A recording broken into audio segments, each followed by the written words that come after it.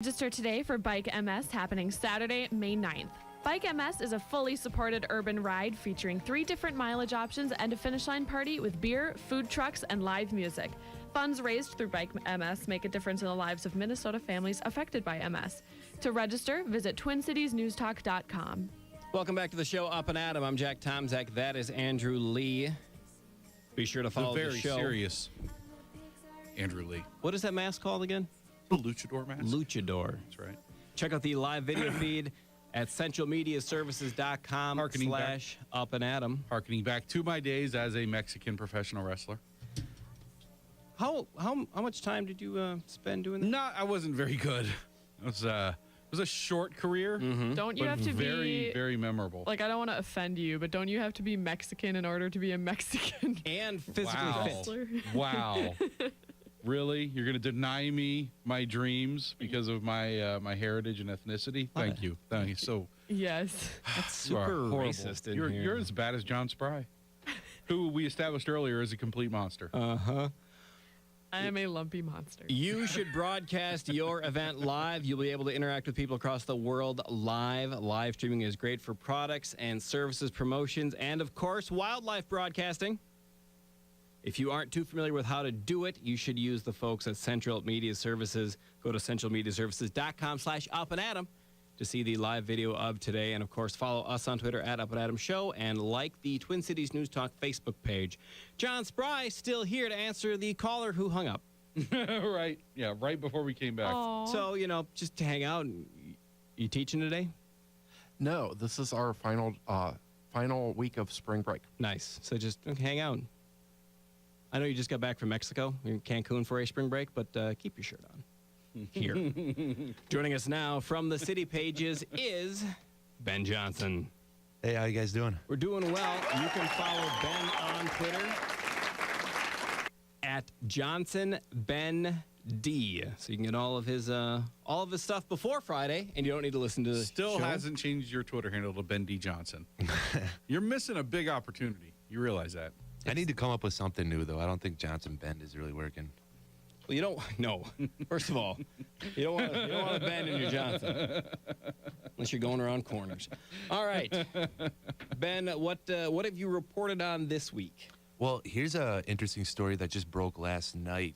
I'm just getting something up on city pages this morning. I don't know if it's run yet or not. I had to run it by the editors first, but way back on March 18th, Okay.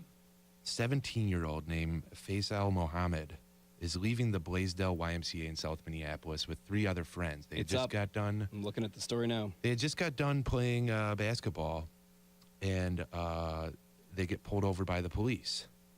The policeman asks him to step out of his car, and as Mohammed is getting out of the car, he hits record on his phone, and he catches a male officer, Minneapolis police, saying, "Plain and simple, if you bleep with me, I'm going to break your leg before you get a chance to run.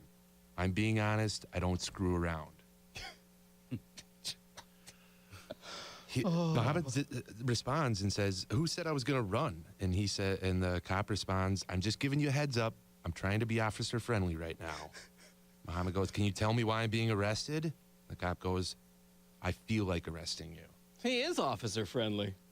Really, really friendly. It's pretty appalling stuff. He posted it to his Twitter, and it didn't really kind of go viral until just like last night. I think everybody kind of caught on to it.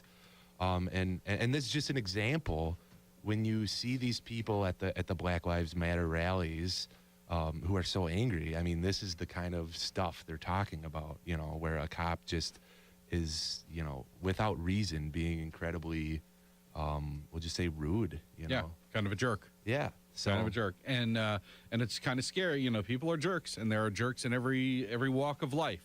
So it's not, it's not fair to think that you can have a police department that's not going to have jerks, but it's kind of scary when those jerks are able to use force and are carrying around guns and mace and weapons. And when we see that... the full authority of the law behind them. And the full authority of the law. Yeah. And when we see that use of force is often exonerated, they get suspended, there's an investigation, and they are just sort of exonerated, and they say, well, okay, we'll just let it go. Yeah, the Minneapolis Police Department right now is just no commenting. I think they were kind of blindsided by it last night. It broke kind Sure. of late. Sure. But it'll be interesting to see if anything happens, if they identify this guy or if they discipline him. And I think just on a wider scale, like you said, there's jerks in every walk of Sure, life and every absolutely. job. Yeah. And it's it's impossible to. We're never going to live in a world where we have a perfect police department and where that use of force doesn't happen where it's not warranted. That's going to happen. But what we want to see is accountability. We want to see that the people that do make mistakes, the people that do have unwarranted use of force, are held accountable and taken off the police force. And that's what we're not seeing. That's where I feel like the distrust is happening between communities and police departments. And from the top in the training, that has to be communicated extremely clearly and severely that Right. like you can't be bullying 17-year-olds. Like No, that. come on. I mean, just right off Plain the and bat. simple, the if you fall- blank with me, I'm going to break your legs before you get a chance to run. Really? You need to not be a police officer. If that's your mindset, if that's your attitude, you're in the wrong line of work. And it's kind of scary, if you're a 17-year-old and right off the bat, you got an officer threatening to break your leg. Yeah, according to the Star Tribune account, says it was not immediately clear what led to the arrest, but at one point the youth is heard asking the officer why he was being taken into custody, to which the policeman responds, "Because I feel like arresting you." Oh, well, that's good. Yeah. Fox 9 was the one outlet I found. Everybody's trying to get a hold of this guy now. Fox 9 talked to him, and he said that the cops eventually told him that they suspected the car they were driving was stolen.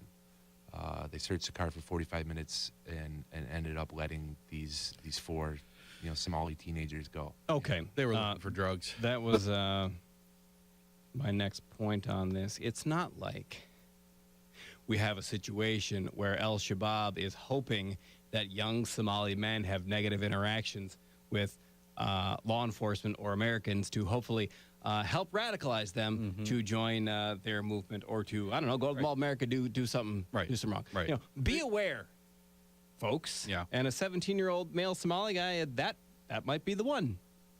That's Al Shabaab's whole thing Yeah. is to make this happen. Al Shabaab's recruiting method relies on those members of our community to feel like outcasts, to feel like they don't belong, to feel like there is no community for them here, so that they have to turn to them to find Right. that sense of family and community that they're not getting here. And, their entire recruiting method relies upon that.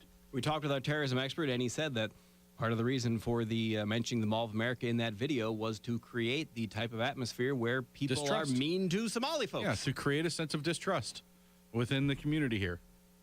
And at the very least, understand everybody has a audio and video recording device on them at all times. Yeah, that's Anybody here have a flip phone? Anybody? Anybody? No? John Spry? Flip phone? I'm just looking at the webcams that are recording this right now. Yeah. But you may also secretly be Well, there's recording that. it on your phone over there. Or my laptop, or Or the podcast that'll be posted after the show. Right.